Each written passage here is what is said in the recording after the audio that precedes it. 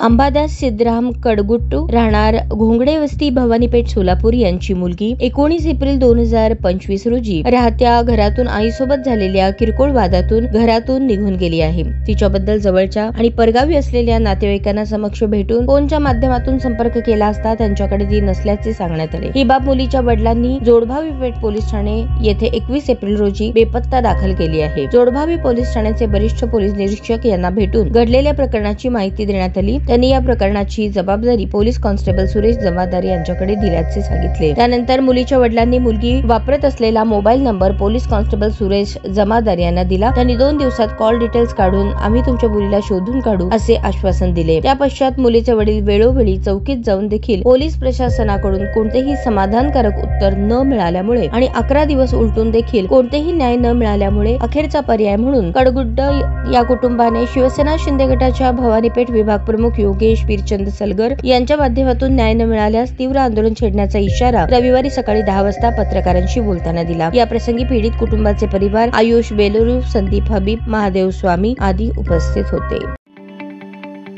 ताज्या बातम्या पाहण्यासाठी प्राईम महाराष्ट्र न्यूज चॅनलला सबस्क्राइब करा।